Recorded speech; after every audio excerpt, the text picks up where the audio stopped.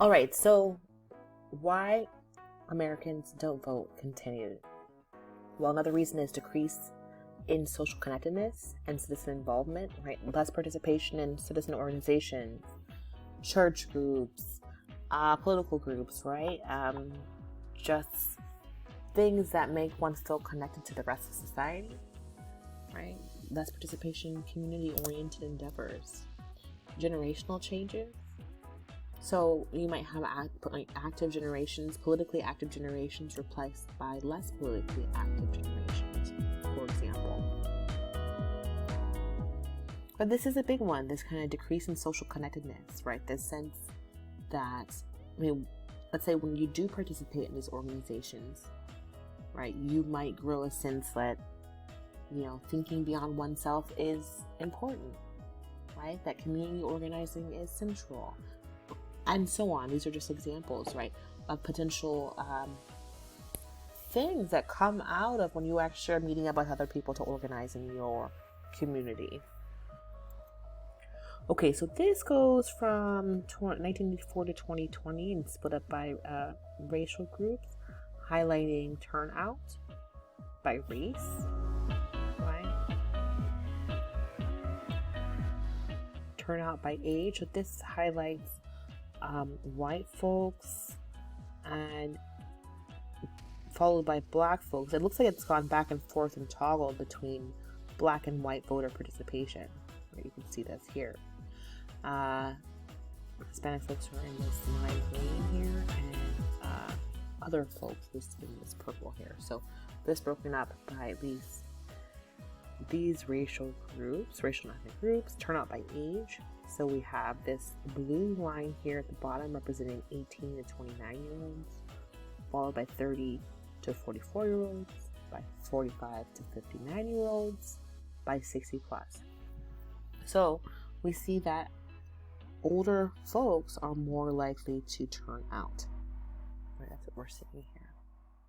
Which is why things like the example of that MTV video earlier, the turnout to vote, right, stands out. There's these efforts to get folks in other age groups to have greater participation in voting. Turnout by education. So this is split here with the top participating, right, are folks with a postgraduate degree, right? So that's after college, some degree here, green here, some college to college grad, high school grad, and less than high school, right? So it shows that the more kind of educational attainment that one has, the more likely they are to participate in voting by lot. All right, so here's some perspective on U.S. voter turnout comparative with other nations. I know this isn't the clearest here, so let me see what I can highlight here. But we can see in this table here highlighting Belgium as a high participation. These years are, you see 2014, 15, 14, so the early 2010s, right? Highlighting Europe, Turkey, Sweden, South Korea, Israel. Where's the U.S. on here? The U.S. is not until down here. You see this? With 56.9% participation here. So these are comparatively low participation rates to see in places like Belgium, or Turkey, or Sweden, or South Korea with rates in the 80s and above of participation. It may be interesting to see other nations like Australia that has compulsory voting, to see where they would stand. Okay, so there's this idea of the rational non-voter. It's a theory really, but that stating that people choose not, that there might be people who are actually aware of the political system who still choose not to participate in voting. They calculate that their vote will not make a difference to the outcome. So whether or not they think it's like just mathematical, that there's enough support for a candidate in one way or another, and therefore they're not going to participate, or they might think that the system is inherently corrupt, right? I mean, there are all these different kind of perceptions of the system, which may have some truth to them, right? Whatever perceptions that, well, my vote might not matter. Well, I mean, we have to unpack those things, but these are someone thinking through why they're not going to participate in voting. But the other side of that is that most people find other motivating reasons to vote. Right? And there can be so many examples here. What might be a motivating reason to participate in the vote? Well, one that comes to mind is that you recognize that the groups of which you belong to may have only more recently gotten access to suffrage, right? The right to even vote, right? Or one might see the current attempts at voter suppression and want to resist that. These are just some examples here. So one question we might think of, how might you convince someone to participate in voting, right? Particularly if someone considers that they have rational reasons not to participate. How might you convince someone? Think about it. Maybe comment below. So does not voting matter? Well, it seems unlikely that not voting significantly affects election outcome, except that, well, we can look to the example of the 2016 election where the polls projected Clinton to win over Trump, and she did not, right? So that's a big example, right? And if everybody thinks that their vote doesn't count, well, what's the effect of that? You know, a lot of people staying home, non-participation. What if that idea is not just, you know, my unique idea of not participating, right? But maybe everyone has that idea. So then what's the potential outcome of that?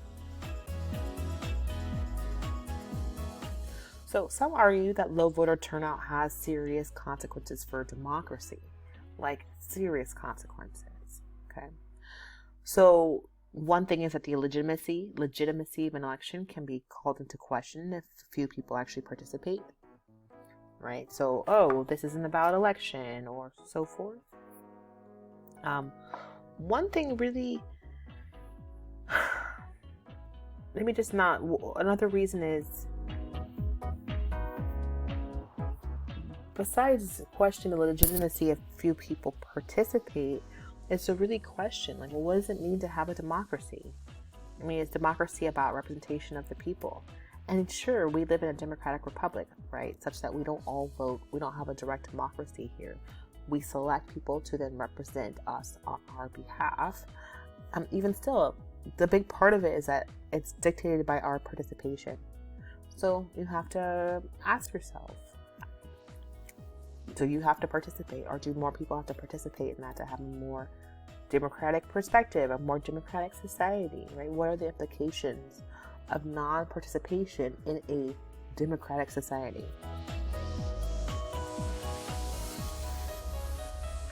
So non-participation, it may deepen the loss of efficacy of those who don't vote.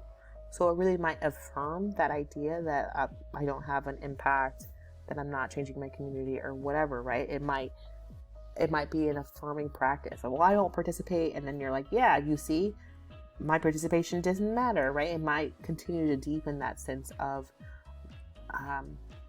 that one's efforts don't matter, right? And that's a potential outcome. Well, how does the voter decide? Well, one of the biggest deciding factors is party identification. What political party does someone align themselves with? That's the biggest factor in accounting for how people vote, right? Their political party. It directly influences the vote, and it indirectly influences the vote by affecting the perception of issues and the candidate evaluations, right? So political parties might be determining the main issues that candidates focus on.